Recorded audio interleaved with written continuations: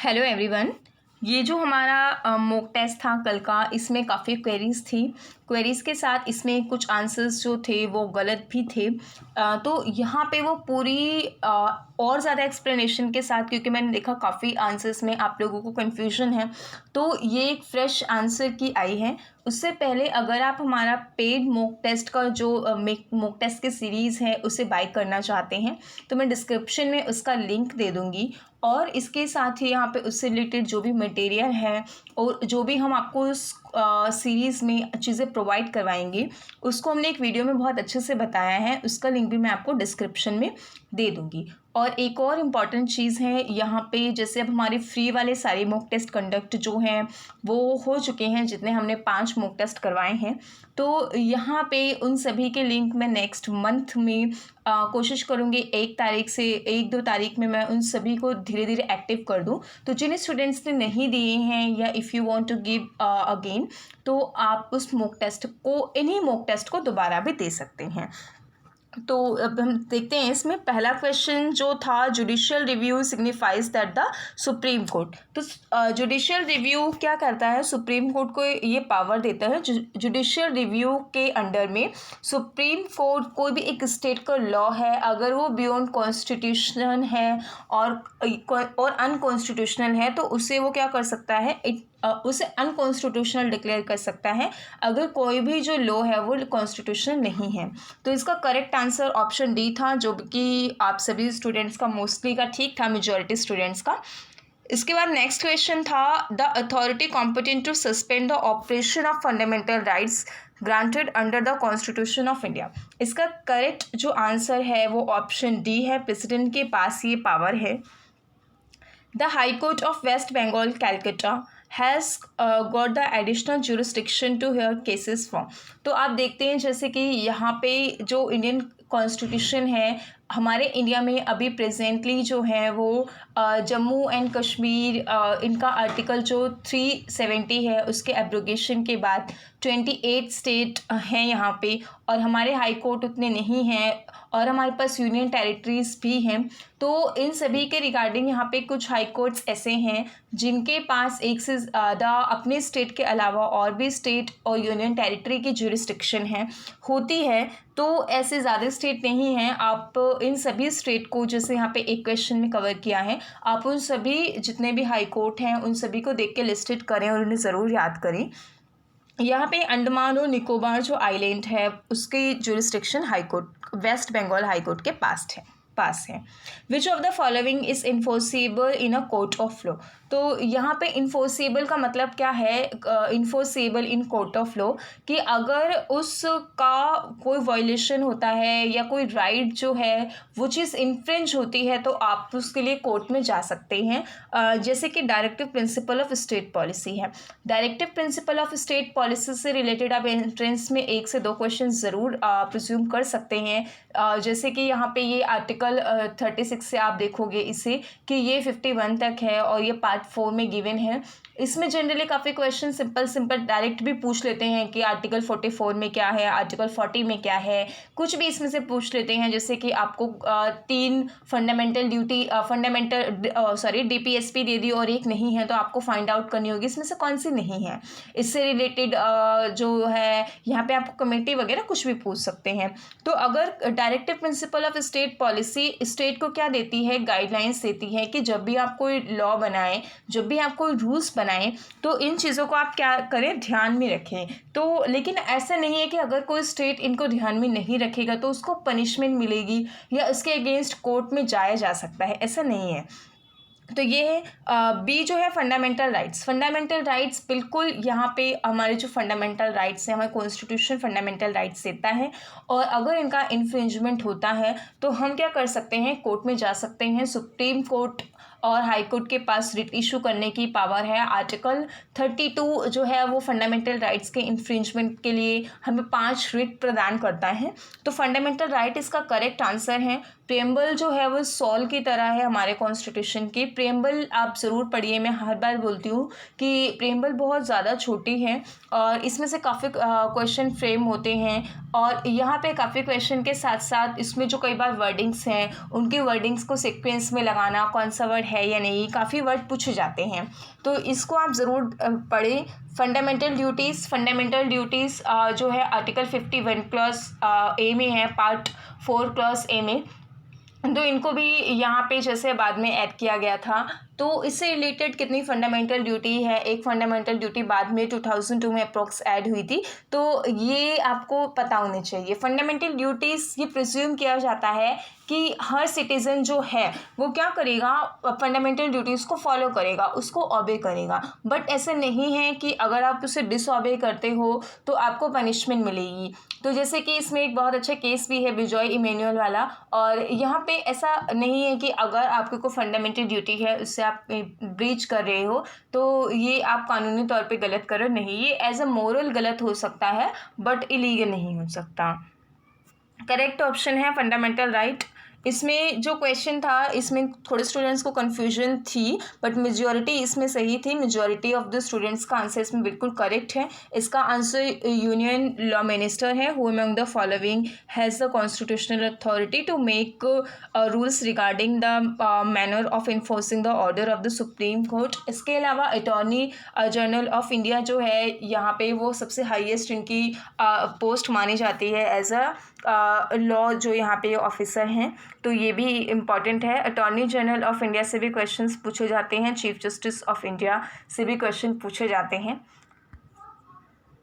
हमारा next question था, ये सबका ठीक था, अगर मैं सबका ठीक कह रही हूँ तो मेजॉरिटी स्टूडेंट का ठीक था और इसमें किसी को कोई भी क्वेरी नहीं थी। बाइकैमरल लेजिस्लेचर, इसका क्या मतलब होता है कि जब जो लेजिस्लेचर होती है उसमें दो हाउसेस होते हैं, अपर हाउस और लोअर हाउस, तो ये जो है वो कौन सी लेजिस्लेचर कहलाती है, बाइकैमरल लेजिस्लेचर। करेक्ट ऑप्शन इसका बी था। Who can be appointed as a ad hoc जज ऑफ द सुप्रीम कोर्ट, तो इसमें एडहॉक जज ऑफ द सुप्रीम कोर्ट वो होते हैं जिनकी क्वालिफिकेशन जो है वो बिल्कुल सुप्रीम कोर्ट के जज की जैसी होती है। सिटिंग जज of a high court qualified, किस उसकी क्वालिफिकेशन क्या होती है, बिल्कुल सुप्रीम कोर्ट के जज की जैसी। तो यहाँ पे इसके ये जो है 128 आर्टिकल में इसके बारे में बात की गई है। आर्टिकल 127 यहाँ पे मैंने थोड़ी एक्सप्लेनेशन ऐड करने की कोशिश की है कि जिन स्टूडेंट्स को डाउट हैं, जिनको कुछ भी क्वेरी है, तो इस एक्सप्लेनेशन से आपकी थोड़ी हेल्प हो सके।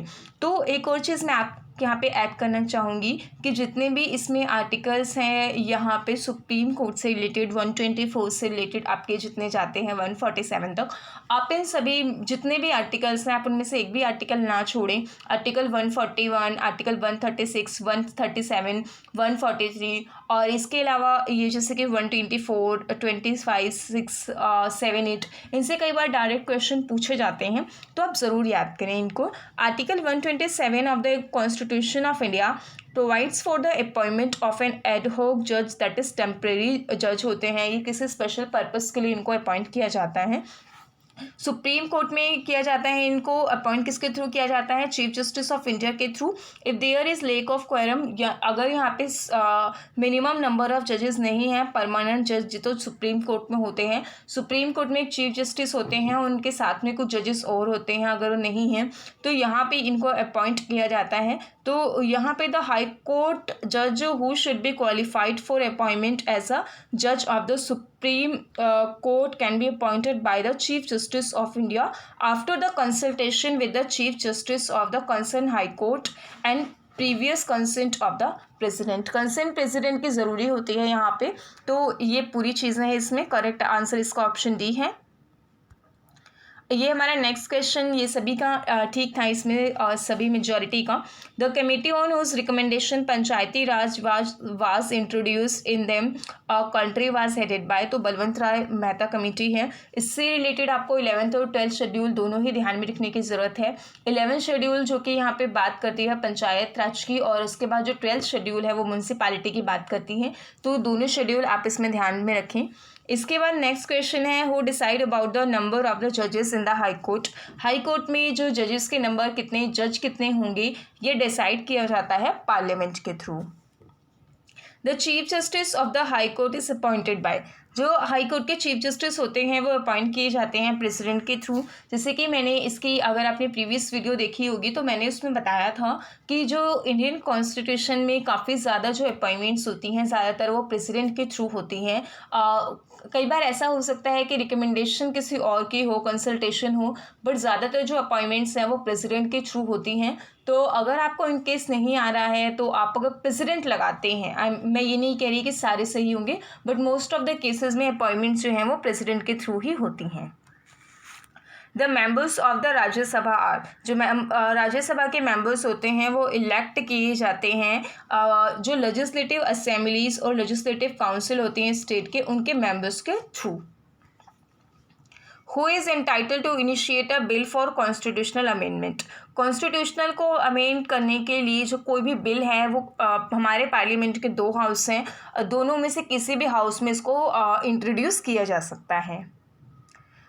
Preventive detention for more than 2 months can be ordered by the recommendation of an advisory board whose chairman is। इसको लेके काफ़ी स्टूडेंट्स की क्वेरी थी, तो यहाँ पे देखिए बहुत क्या इंपॉर्टेंट वर्ड क्या है यहाँ पे, 2 मंथ्स। अगर 2 मंथ है तो प्रेसिडेंट होगा आंसर, लेकिन वहीं पर अगर 3 मंथ है तो आपका आंसर हाई कोर्ट हो जाएगा। 2 मंथ के लिए आपका आंसर जो है हाई कोर्ट नहीं सुटेबल होगा, अगर 3 मंथ्स है तो हाई कोर्ट डेफिनेटली होगा। तो इसमें ये है, इसको लेके आपको कंफ्यूज नहीं होना है।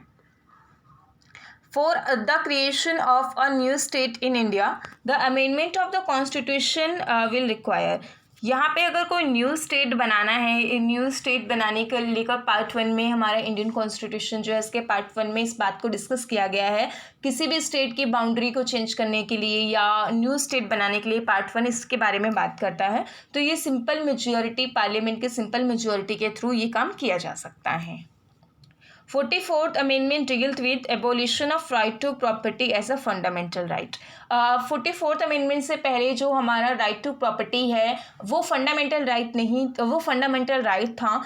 44th अमेंडमेंट से पहले हमारे 7 फंडामेंटल राइट थे, बट 44th अमेंडमेंट आने के बाद हमारे 6 फंडामेंटल राइट्स बचे हैं।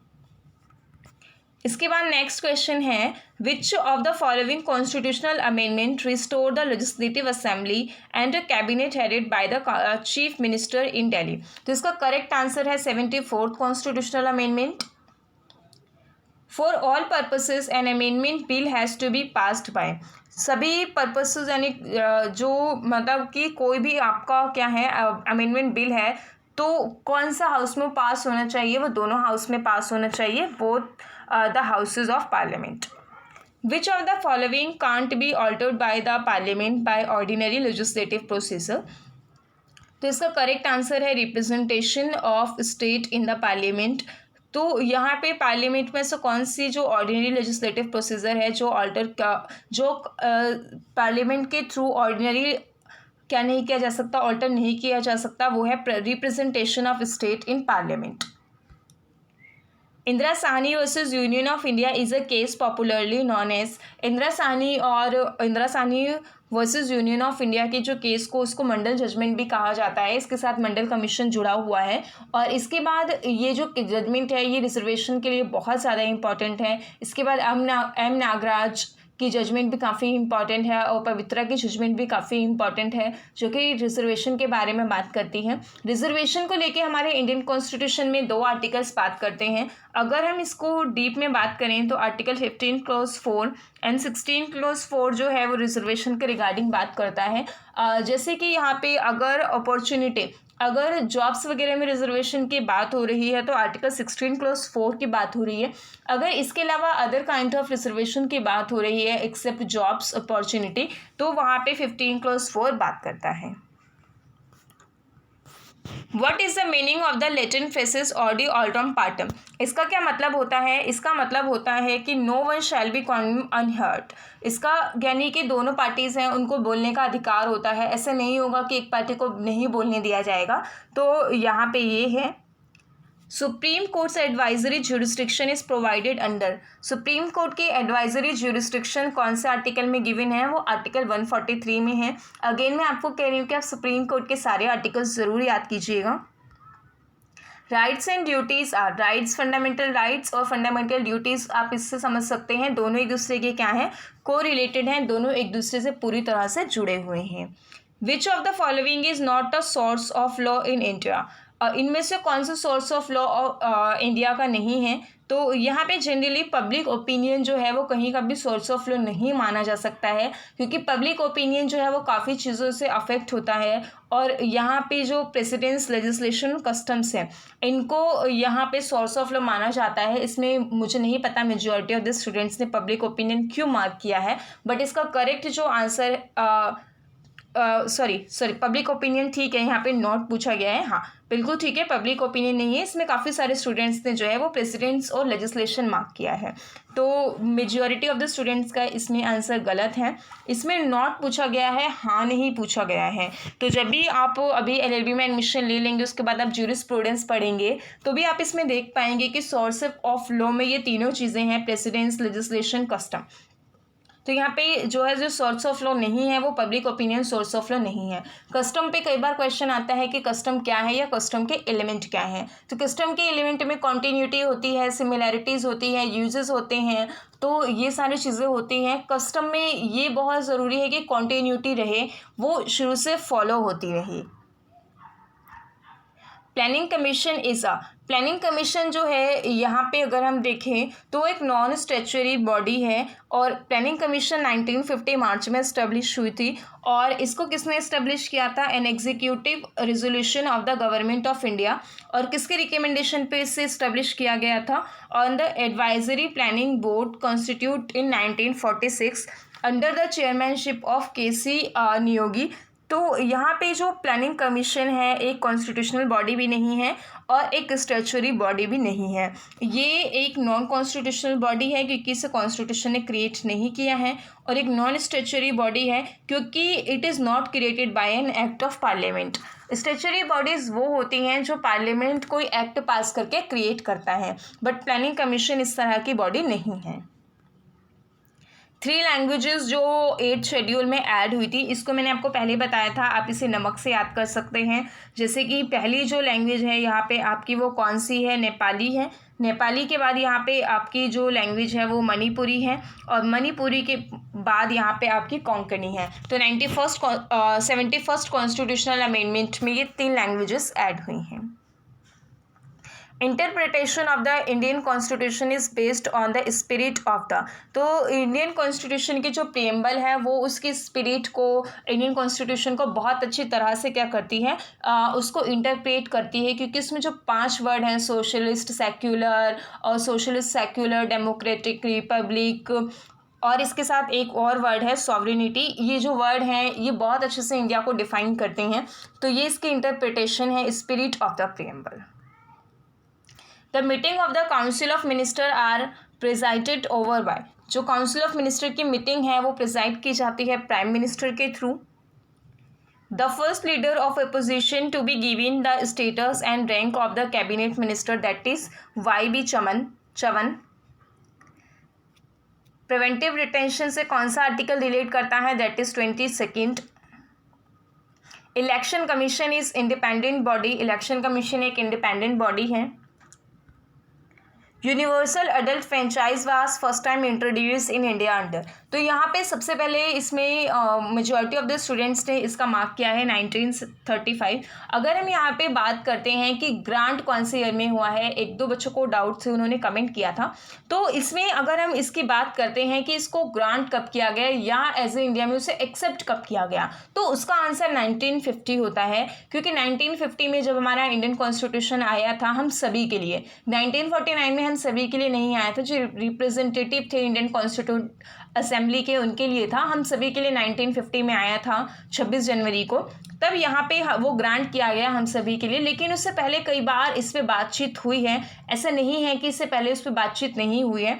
तो यहाँ पे जो है फर्स्ट टाइम, लेकिन अगर हम इंट्रोड्यूस की बात करते हैं तो उसका 1935 भी गलत नहीं होगा। तो यहाँ पे जो आपको मैं स्कोर दूंगी तो उसमें जिन स्टूडेंट्स ने न्यू कॉन्स्टिट्यूशन ऑफ इंडिया लगाया है उनको भी मैं सही ही मानूंगी, और जिन स्टूडेंट्स ने B लगाया है उनका भी मैं सही मानूंगी। तो यहाँ पे आपको ये ध्यान देने की बात ज़रूरी है कि अगर वो ग्रांट का पूछ रहा है तो ग्रांट में आप कब लगाओगे? 1950 लगाओगे। What is called the soul of the constitution? Constitution के सोल किसे कहा जाता है? प्रेम्बल को। According to the constitution which is called the official book of the authority in Britain, that is yellow book. Rajya Sabha is also called, Rajya Sabha को और कौन से नाम से जाना जाता है? Council of state. राज्य की Rajya Sabha council of state. The Constitution gave the powers of superintendence over all subordinate courts to the High Court under Article 227. Who can legislate on interstate water dispute? इसका आंसर यूजुअली यहाँ पे article 262 इस बारे में कहता है कि इंडियन कॉन्स्टिट्यूशन क्या कर रहा है, वो सुप्रीम कोर्ट को क्या कर रहा है, एक तरीके से बार कर रहा है। सुप्रीम कोर्ट की जुरिस्डिक्शन नहीं है कि वो रिवर वाटर डिस्प्यूट्स को देखे, बट समटाइम्स ऐसा भी हुआ है कि सुप्रीम कोर्ट इन मैटर्स को लेके यहाँ पे क्या करता है, इंगेज रहता है।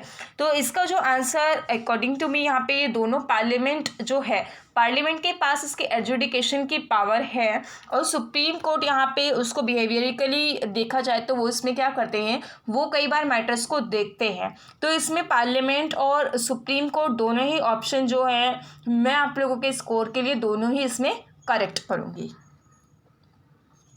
Who among the following were the members of the drafting committee of the constitution? हमारी ड्राफ्टिंग कमेटी जो है कॉन्स्टिट्यूशन के इससे रिलेटेड जितने पॉसिबल पॉइंट्स हैं आप उन सभी को ध्यान में रखें और जितने मेंबर्स हैं उन सभी मेंबर्स को आप याद करें। तो इसमें जो है ड्राफ्टिंग कमेटी में कौन कौन से मेंबर्स थे, वो यहाँ पे के मुंशी और अलादी कृष्णा स्वामी अय्यर थे। ये दो मेंबर्स, इनमें से दो मेंबर्स हमारे ड्राफ्टिंग कमेटी में थे। Who adopted the Constitution of India on the 26 November 1949? 1949 को हमारी इंडियन कॉन्स्टिट्यूशन जो है, वो जो कॉन्स्टिट्यूएंट असेंबली है इंडिया कॉन्स्टिट्यूशन की, उसके रिप्रेजेंटेटिव ऑफ द पीपल इन्होंने अडॉप्ट किया था, हम लोगों ने नहीं। ये मेजॉरिटी स्टूडेंट्स ने, मेजॉरिटी तो हाँ मेजॉरिटी ही 50 मोर देन 50% स्टूडेंट्स ने इसका आंसर बी लगाया है। बट पीपल ऑफ इंडिया, हम लोगों ने इसे कब किया था? हम लोग तो 26 जनवरी मनाते हैं, हम लोग 26 नवंबर थोड़ी मनाते हैं। 26 नवंबर 1949 को यहाँ पे हमने इसे अडॉप्ट नहीं किया था, हम लोगों ने इसे, नॉर्मल पीपल ने इसे कब अडॉप्ट किया था? हम लोगों ने इसे 26 जनवरी 1950 को अडॉप्ट किया था। उससे पहले कॉन्स्टिट्यूएंट असेंबली ने इसको अडॉप्ट करके रखा हुआ था। तो आई होप आप सबके डाउट्स क्लियर हो गए होंगे। इसके अलावा आपके कोई भी डाउट हो आप कमेंट करके बताइएगा मुझे, हम उस पर भी कंसिडर करेंगे उन क्वेश्चंस को, क्योंकि आपके सारे डाउट्स क्लियर होना ज़रूरी है। और इसके अलावा आप जो है हमारी पेड मॉक टेस्ट सीरीज से रिलेटेड जो वीडियो है उसको ज़रूर देखिएगा और इसको जितना ज़्यादा हो सके उतना ज़्यादा आप इसे शेयर कीजिएगा। और एक और इम्पॉर्टेंट चीज़ कि मैं इन सभी मॉक्स को ट्राई करूँगी इनको ओपन करने का, और अगर ये ज़रूरी मैं इसको श्योर नहीं कह सकती, बट मेरी पूरी कोशिश रहेगी कि मैं उनको दोबारा रीओपन कर पाऊँ। So that's all for today, मिलते हैं नेक्स्ट वीडियो में। Thank you.